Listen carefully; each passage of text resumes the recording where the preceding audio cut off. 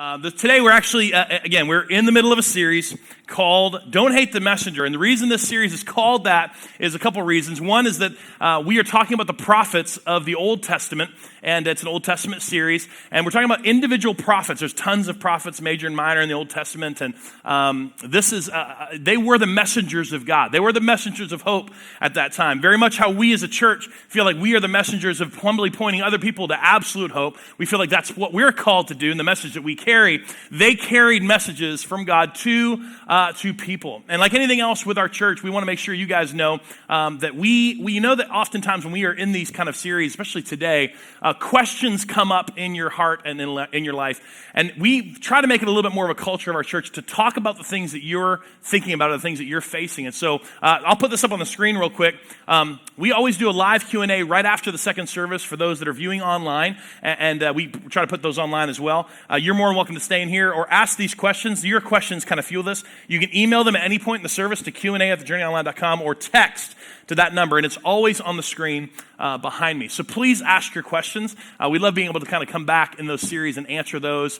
Sometimes the last series, we got so many questions, we had to do a whole podcast alone on those questions, but we usually try to answer at least 2 to 3 questions every Sunday after the second service. But again, this message was don't hate the messenger, because always when prophets came on the scene, their message was never always received very well, and they were not really always loved by everybody, especially when they had a hard message that comes. Prophets are the simple way of explaining what a prophet is: someone who speaks the truth of God to others. Best definition we can give across the board. There's context to the Old Testament prophets in terms of role and function and position, but this is the basic understanding of who prophets were. All right, and we've talked about 3 different things. We've learned some things about the different prophets so far. We started with Samuel. He was kind of the last judge and the first prophet in terms of context. And we learned that God wants to talk to us, right? But we don't always listen, right? We don't always listen. We're not always the best at listening, but God does have a desire to speak to us. And then the next week I talked about Elijah. And he really was sort of the shooting star of just a dynamic person of God. Did some amazing things, was part of some incredible miracles and ways of bringing people back to God. But I talked specifically about that week in terms of his life and the experience on Mount Carmel. Do you and I oftentimes ask for and seek the explainable in our life, or do we ask for the undeniable? And this was something that Elijah was just a part of. He was a part of constantly bringing an undeniable message and watching God do undeniable things in the life of his people, versus just something that we oftentimes drift towards, which is just something we understand or can explain, versus the undeniable. And then the last week, David spoke to us about Elisha, who followed Elijah's footsteps. He would serve twice as long, do twice as many things in terms of miracles, but he was a very humble man. He was a very different kind of prophet. And what we learned is that God's will is going to be accomplished through our differences. You don't have to be loud like me, okay? Very few people are. All right, and you don't have to be outgoing. You are who God made you to be. You don't have to fit any specific calling on your life. The calling of God and the message He's given you, He fits to you because of how He wired you and who He made you to be. There's nothing holding you back from delivering the message and being a part of God's plan, a part of God's work that He's put in your life. We always ask the question, how are you bringing hope to Lake Norman? And it's different for everybody. It's different for everybody. You do it in the way in which you are wired. And that's what we learned even from looking at the differences between Elijah and Elisha. So today, we're going to focus on another prophet. This is a minor prophet, not because he was small or less important, right? The minor prophets just have to do with the volume of what's written about them and the record we have of them. Verses like, Elijah and Daniel and all these major prophets, right? Isaiah, 55, it's just like look at all these things written. Then you got the smaller, but basically minor prophets. It wasn't that their job was any less significant. It's just they're considered minor because we don't have that much record. And the records we do have, it's not many, many volumes. And so today we're going to look at a guy named Habakkuk, or 2 Ks that I can't pronounce right properly anyway. So I'll say it all different kinds of ways today because we don't think we'd all say it right anyway. And so Habakkuk was a prophet in the southern kingdom. I told you last week or 2 weeks ago that the kingdom split because of the kings. They wanted a king. Israel wanted a king and said, let's have a king. We want a king, please. And God said, no. You really don't want a king. And they had a heyday with David. And they had a tough time with Saul. They had a heyday with David and even with Solomon, but then the kingdom split into northern and southern kingdoms. The southern kingdom, there was another heyday in the southern kingdom under a king named Josiah. All right, maybe you learned about him in Sunday school and the kids learned him in class. Josiah is just good King Josiah. There's lots of good stories about how the King Josiah returned the southern kingdom back to following God. And actually, Habakkuk, he was alive and was a kid, basically, or a young person, in the time of Josiah, about 639 BC. He was a kid. He got to see all this incredible stuff that was happening because of King Josiah. And then when Josiah died in 609 BC, then another king right after him went completely opposite direction and took all the people of God back away from God even further than they had been before. And now Habakkuk is the prophet on the scene. He's the prophet of God to the southern kingdom during not just what he witnessed with Josiah, but now he's the prophet during a really incredibly awful time in the southern kingdom. And these 3 chapters that we're given in Habakkuk, these 3 chapters tell an amazing story and a time in Habakkuk's life that we just want to look through today just in context. I want to kind of read it in context, but I want to constantly pull out what it is that we can learn, not just from the bits and pieces of what's going on in his story. But then at the end, I want to just kind of park on a big macro level idea that all of us can relate to, especially when it comes to Habakkuk's life and the time in which we read Habakkuk. So if you turn to Habakkuk, I'm going to put it on the screen for you. And what's interesting about Habakkuk, again, I told you the prophets are people who speak the truth of God to others. We don't have any actual record of Habakkuk speaking to anyone other than God. Now, God tells him to write it down so that the message would be delivered. So he's still a prophet who delivers the message of truth to others. But the record that we have of Habakkuk is a prayer to God, an interaction with God, then a monologue from God, and then a responsive prayer from Habakkuk back to God. And so that's what we're going to kind of cover today. I'm not going to read the whole thing, but I am going to jump around a little bit so we get the whole picture of what's happening in this, okay? So Habakkuk, we can start in verse 1 and 2. This is the state in which he starts his record. How long, O Lord, must I call out for help, but you do not listen? Violence is everywhere. I cry, but you do not come to save. This is giving some context that he's been praying this for a while. Must I forever see these evil deeds? Why must I watch all of this misery? Wherever I look, I see destruction and violence. I am surrounded by people who love to argue and fight.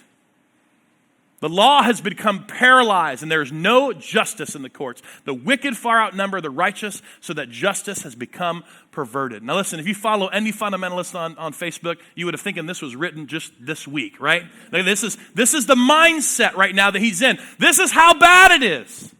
God, how much longer are you going to tarry? Are you not going to come save? How many times do I have to ask you, and yet I get nothing but silence from you? This is the moment that we start his story. And then I love this in verse 5, because the Lord responds. This is the interaction. The Lord replied, look around at the nations. Look and be amazed. For I am doing something in your own day, something you wouldn't believe even if someone told you about it. Woo-hoo-hoo! That sounds good, doesn't it? That sounds exciting. I would want to get that from God, seriously. That sounds exciting. Here's what he follows up with that. I'm raising up the Babylonians, a cruel and violent people. They will march across the world and conquer other lands. They are notorious for their cruelty, and they do whatever they like. He goes on to describe in the next few verses just how bad they really are. And that he is sending the Babylonians to deal with all the stuff that Habakkuk was praying about. So Habakkuk replies back to God. O Lord, my God, my Holy One, you who are eternal, surely you don't plan to wipe us out, right? You guys all remember Airplane? Surely, right? Don't call me Shirley. Surely. He says, surely you don't plan to wipe us out. O Lord, our rock, you've sent the Babylonians to correct us, to punish us for our many sins.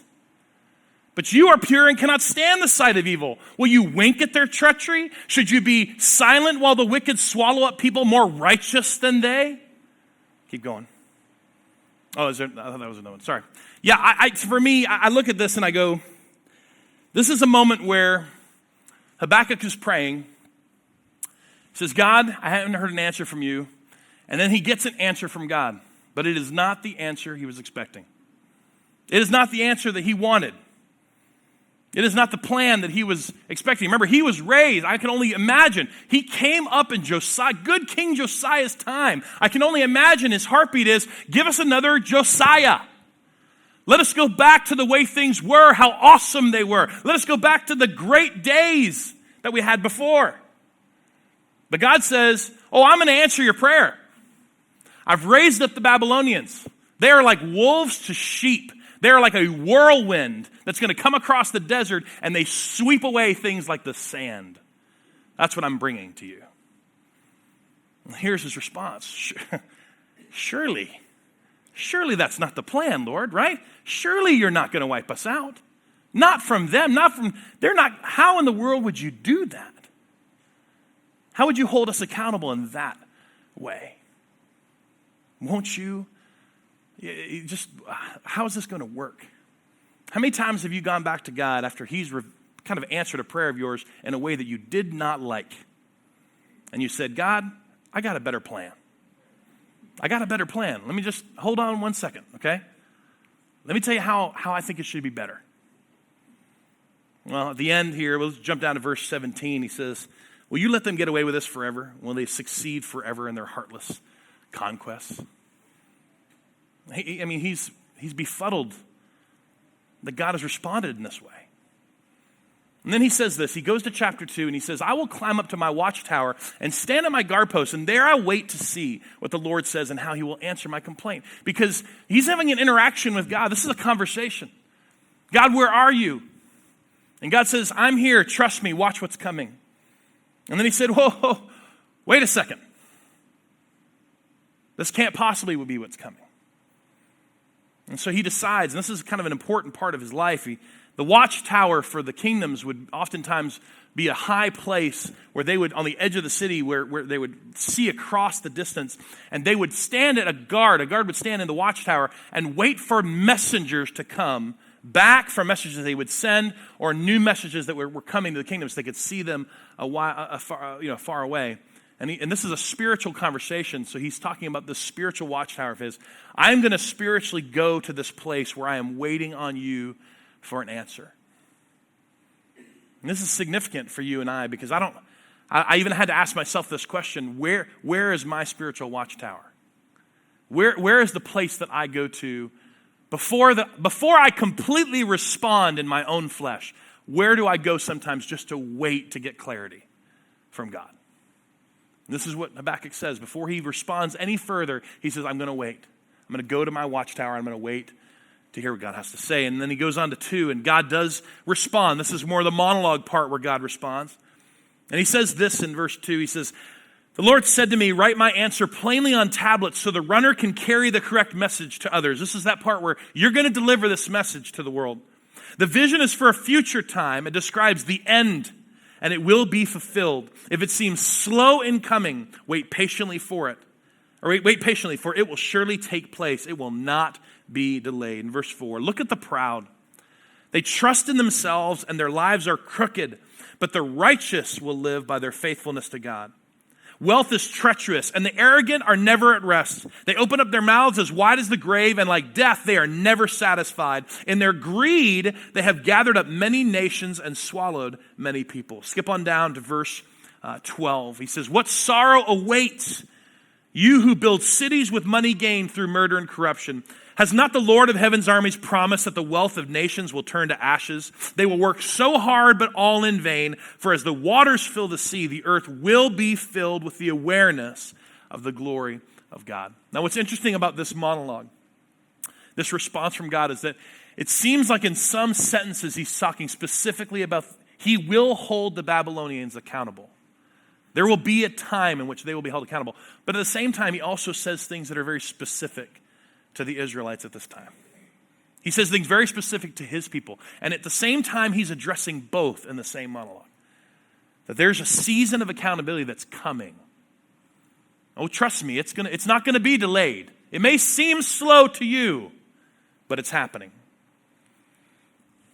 And then he goes on to the end. This is definitely where he's talking about the Israelites. He says, what good is an idol carved by men or by a man, or cast image that deceives you? How foolish to trust in your own creation, a God that can't even talk.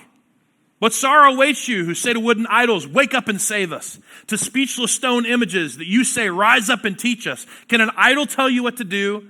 They may be overlaid with gold and silver, but they are lifeless inside. This is God talking again to the Israelites and to, because Babylonians, their god was Marduk. He says, how foolish of you. You know, maybe I told you about Elijah, when Elijah was talking to the prophets of Baal, and he was mocking them, and he's like, look, maybe you need to shout louder, you know? Maybe your God needs to wake up. And it's this constant thing where people would set themselves up. They would put up worth and value, something that they created or something that they made, because they wanted to trust in themselves. So they would create something there. And then when they experienced a hard season in life, they would go, wake up and answer me. And God's saying, how foolish of you to do that. They may have some shiny appearances, but they are dead inside. They are lifeless. And so Habakkuk gets his answer from God.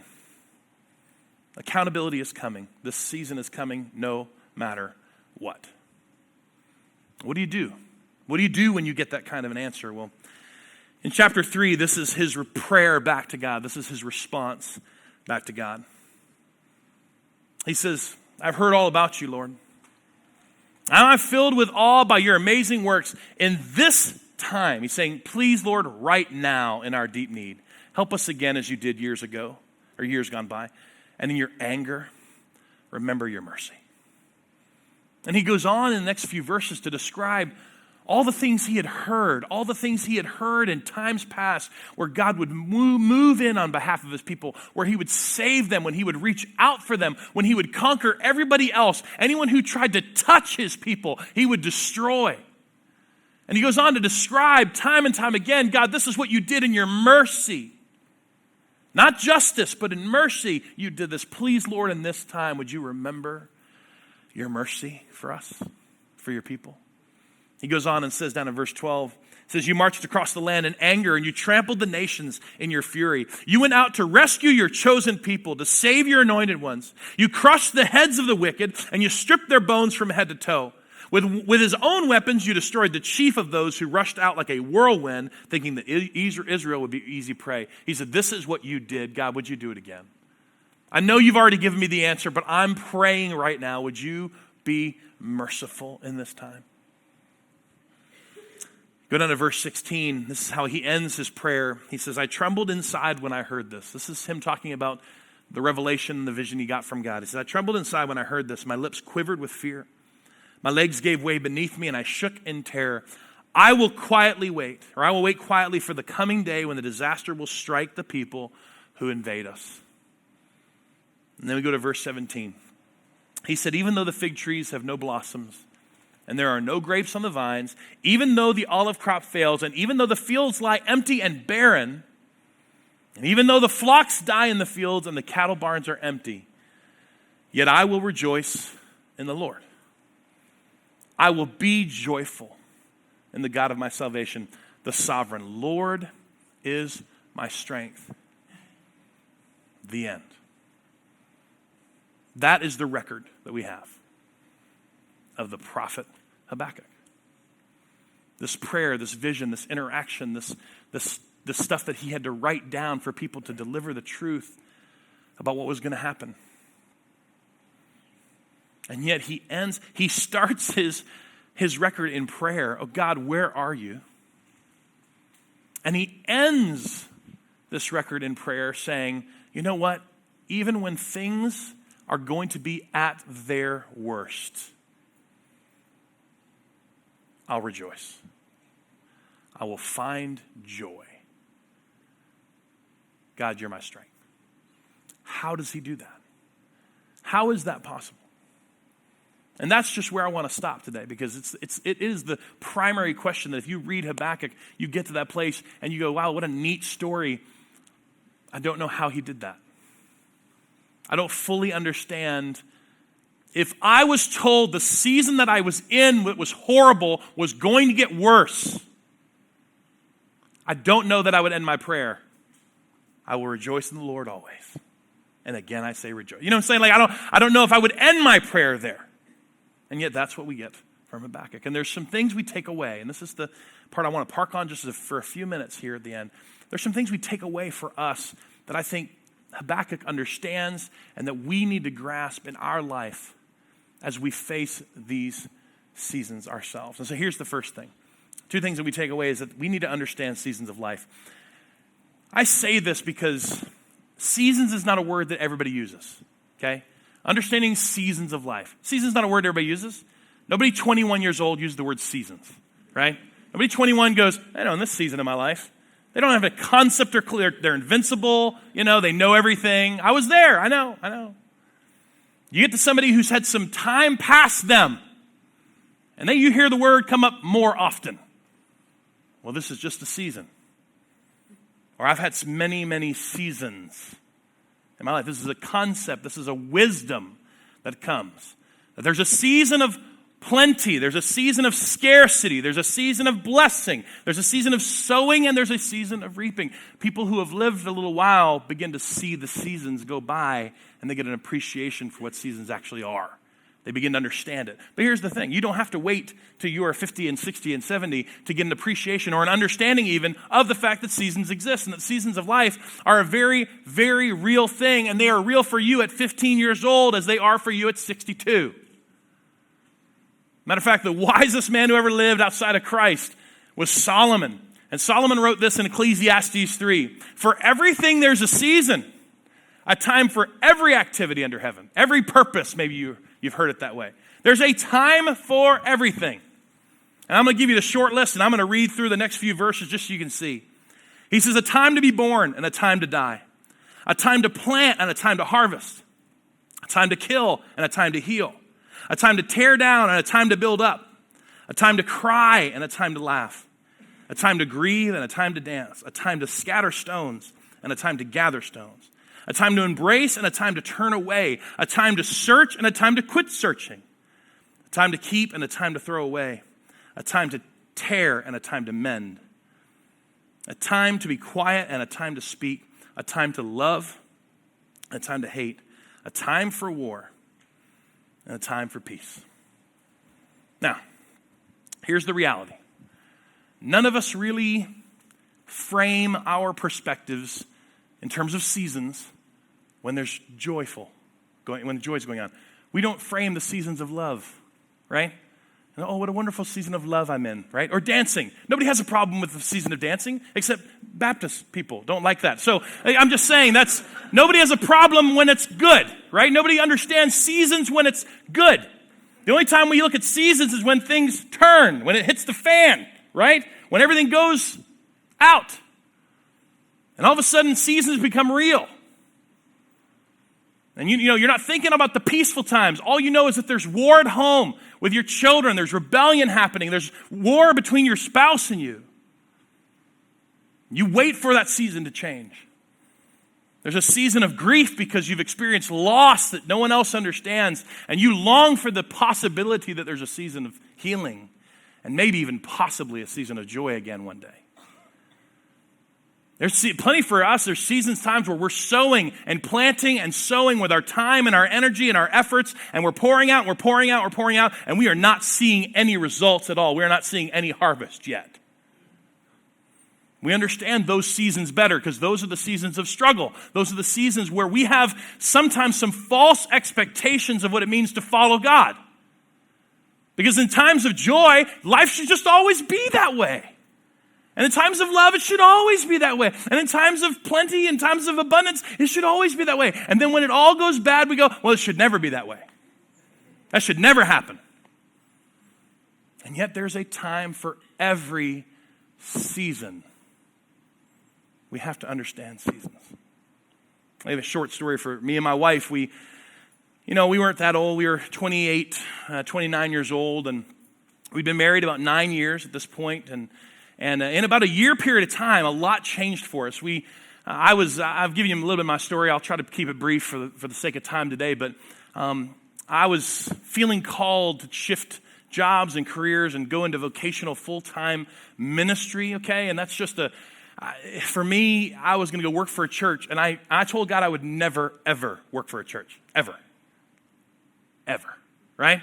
Was never going to work for a church, didn't want to work for churches. I was always in the church, loved the church. I didn't love it that much. You understand what I'm trying to say? So I didn't love it that much. And I was feeling, I had a moment where God just kind of revealed some things to me, and once I opened my heart to it, man, doors just flew open. 3 or 4 opportunities came open immediately, and I just remember that time going, wow, this must really be what God's calling me to do. And we were taking a huge new step, and we actually decided to take a job out of the city we were in, and we were going to move to a new city. We were going to start this new life. It was a brand new season for us. At the same time, we had spent about a year, because like I said, we'd been married about 9 years at this point. My wife decided, it's time. We want to start having our family now. We're 28, 29 years old. We want to start having our family. But we weren't able to have kids right away. We were trying for the year. Now, I did not mind the trying for the year. That did not bother me. It was very frustrating, okay? And I understand that for Tracy. So, that was a lot of sowing and no reaping, right? That was a lot of time of struggling with God, saying, this is what we feel like you're calling us to do. Why isn't it happening? And then in a period of 3 or 4 months, I accept the job. I'm going to have to move. We're having to change work situations. Tracy's trying to find work. And at the same time, we find out we are pregnant. And it all happens at once. And we're moving, and we're trying to get over there. And Tracy finally gets over to the new city we're in. And we're just so happy. This is the dawn of a new season. And yet the dawn of the beginning of our darkest season to date was going to happen on just the edge of the dawn of this new season. So I come home one day from work, and Tracy's experiencing some issues, and we go to the doctor to have our worst fear realized, that this life, this child, we could already picture this baby. We were about 9, 10 weeks in, never got past 7 weeks. And the pain of going through that and realizing that we were looking forward to this whole another season, and we were violently shoved into this other season. And I'm not saying we handled it right. I don't even know if we understood seasons as well as we do at this point. But when you begin to experience those things, you start to get a little bit of a reality that you cannot control the seasons of your life. You cannot always control what's going to happen. Seasons come and they go. And so understanding seasons alone is not enough. And this is why I want to help you understand. Understanding seasons doesn't help your emotional pain. It doesn't help the fractures that happen like we talked about at the beginning of this year. Understanding seasons is not enough. It's a part of it. But the second thing that we see, even from Habakkuk's life and his example, is we don't have to understand it. We have to learn to accept and learn what we need to learn in those seasons. To fully embrace the season that you're in. To fully begin to learn, what is it that God wants me to do? What is it he wants me to see? What is it he wants trying to teach me in this season of my life? Just to give you a quick example, a brief one, a very simple one. Everybody knows what this is, right? It's a filter. Technically, it's a filthy, filthy filter, okay? It's a dirty one. And several of you, alarms have gone off in your head because you just now remembered you did not change your filter. So I'm going to give you a second to write it down, put it in your phone, send yourself an email. I understand how that happens to me all the time too. Now, this is the visual. We change these, right? We change filters every season. We want to have good, clean air in our house. This is what happens when you forget, or you don't intentionally change filters when you change seasons. You begin to get all this junk and garbage that gets just junked up in your filter. And this is oftentimes just our perspective, our heart. This is an understanding that if we do not change our perspective sometimes, we don't change and fully begin to embrace the seasons that we are in, our filters will look like this. This will be the junk that's inside of us. Listen, I know people that are going through seasons of plenty and seasons of blessing and seasons of harvest in their life, and yet they do not enjoy them because they are still bitter and they are still experiencing pain from a season years ago. Because all this crap is there. I know people that are in really, really hard seasons right now, and yet they won't go any further in their life because they are so mad at God. They are so bitter about what's going on. They are so resentful. They've removed themselves from church. They've removed themselves from community. They've taken out all the good things that God might have in their life to help teach them, to help them learn and grow, and they refuse to do it. And so this is what their filter looks like, because they're not embracing the seasons they're in. They're not trying to learn what they need to learn in the season that God has them in at this moment. I know for me, in terms of our story, I'm not saying we do it perfectly all the time, but when you change those filters, when you change seasons, there is one thing that always remains to be true. There's one unshakable, immovable piece of my life, and that's God. And there's something intentional about keeping God at the center, in your focus, when seasons change. Because you'll be able to change some of your perspective. You'll be able to change your understanding of how you're going through that season. And when God is there, you are able to have a little bit of a cleaner understanding sometimes. Not just intellectually understanding it, but emotionally getting through it. As even Habakkuk says, this is where Habakkuk says, look, nothing circumstantial is going to be good. There's no grapes. There's no animals. Everything's dead. Everything's gone. He says the stuff's going to be gone, and yet I will find joy in you. God is my strength. Tracy and I grieve the loss of our baby differently. It's just the way husbands and wives do. And I won't say that we do this perfectly even today, and we didn't do it perfectly then. There were several months that we struggled to worship and pray, and I was just taking this job, and I had so many doubts about going into ministry, if this is the way God's going to be, if this is the kind of crap he's going to pull, then I don't want to go. I'm not going to serve him. I'm not going to do this. And I'm not saying that we do it perfectly, but I can tell you, truthfully, I can tell you that even through our darkest hours, God was our strength to get us through that season. He was the only thing that got us through that season. And believe it or not, it was going to set up about another 3 or 4, almost 5 years of our lives that were going to be season after season after season after season. Some amazing, some horrific, some great, some the worst. We had no idea what was coming over the next 5 years of our life. It was the start. And yet one thing that remained as we went through season after season after season was that we began to learn and fully embrace and accept the seasons we were in. Because God was the only thing that was consistent. God was the only thing that didn't move. I don't know if we prayed the same prayer as Habakkuk, saying, no matter what, God, you're my strength. But I can tell you from our experience in hindsight, he was all we had to lean on. It's the most important thing. You can't just understand life's seasons, and especially when you're older, or when you're younger and you're experiencing it the first time, you learn it all in hindsight.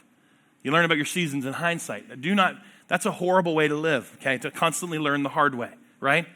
Understand seasons of life. Get that in your head now. And then begin to change those filters. Begin to change and understand and fully embrace the seasons you're walking in. Why?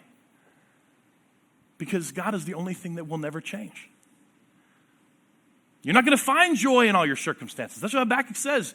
You can't find joy. There's no grapes. Grapes were very important back then, right? There's no grapes. But I'm going to find joy in you. I'm going to find the joy in the God of my salvation, for the sovereign Lord is my strength. When all we do is try to understand the season without fully embracing it, we end up in the middle of Habakkuk when in chapter 2. Remember this where Habakkuk says, hey, God says to Habakkuk, the vision's for a future time. It describes the end. It will be fulfilled. It seems slow in coming. Wait patiently, for it will surely take place. It will not be delayed. Now, here's what's amazing. You and I'm not saying never, because he may do it for you, but rarely will you and I get a message from God that tells us not only what season we're in, but what season's coming, as clearly as Habakkuk got. Hey, this is what's going to happen. I know it might seem slow, but it will happen. It won't be delayed. Trust me. Very rarely will we get that. More often, seasons will come and come and come, and we won't even realize we're in them until we're in them. And it's up to us as we change that filter to just consistently trust God in every season. Trust God, because he's the one who remains faithful no matter what. He is the one who remains faithful no matter what. I think I have that written down somewhere. Let me see that. Yeah, I think I said it right. In every season we trust God, he remains faithful. This is, again, this visual, don't overread the filter thing because we can overread any illustration. It's just a simple way of understanding and asking the question. I don't want you to walk away from today going, oh, I wonder what season I'm in. Oh, it seems like a season of harvest. All right, yay. You know, or you're clearly going through some hard stuff and you go, oh, I'm mad, I'm preaching. I know what season I'm in, you know. I know what season it is. I've been waiting to get out of this season for a long time. I don't want you to just know the season. I want you to ask yourself, are you fully embracing and accepting the season you're in? What is God teaching you through this season? What is he doing? Because if you are not walking in that aspect, if you are not walking with him at the center of that understanding and perspective, then more than likely you are walking through the season and there's junk getting caught up in you that you'll be witnessing and experiencing in your life later. And it's not an easy thing to fully accept where you are, to let God teach you in those moments, especially in the hard seasons. But you're not going to get away from them. There's a time for every season in our life. Every one. Keep him at the center. And if he's not at the center, maybe you need to change your filter. Maybe the seasons have changed several times for you and you have never, ever, ever changed that filter. You've never gotten to a place where you want to accept, fully accept and embrace and begin to learn from the season you're in. You're like me several years ago. You always felt like you were having to learn the hard way versus accepting the season in the moment and saying, okay, God, I don't want this season to last any longer than it has to. Teach me. Right? Teach me now. Matter of fact, I'm on the preemptive prayers now. Lord, before that season even comes, I'll learn it right now. I'm ready, right? I'm ready. Let that season be a blip in my life. I'm ready to learn it now. Let me learn ahead of time. What season are you in? Are you accepting and learning in him? That's if you get anything from the reading Habakkuk's story, you'll be able to go back and read it again and see the way he ends chapter 3 and go, I am making it a practice in my life that when those seasons come, I will end my prayers like Habakkuk. That even when all this, that I can find no joy in this right now, I will take joy in you because the sovereign Lord is my strength. Let's pray together today. Heavenly Father, we thank you for today and we thank you for your incredible word and your prayer and interaction with Habakkuk, how much we learn from this. How much we see in Habakkuk's wisdom in his life to be able to learn in the moment and in the season he was in, even though he approaches you with really just like we all do. Where are you, Lord? God, thank you for the interaction. Thank you for preserving that text for us to learn from today, to learn the seasons of our life exist and they matter. But what matters more is, are we going to fully embrace and accept the seasons you have us in, God, so we can learn from you and we can keep you the center of our life. God, for all of us today, may we be in the habit of changing those filters in our perspective every time the seasons change. So that we don't have to be 60, 70, 80 years old walking in our faith, finally at peace with the seasons in our life. But God, we can be 25 and 30 and be wise beyond our years, embracing the seasons as they come with a full acceptance of God. You're here. My strength is in you. God, we thank you again for your word and the power that it has to move and change our lives. And we pray all of this in your son's name, Jesus. Amen.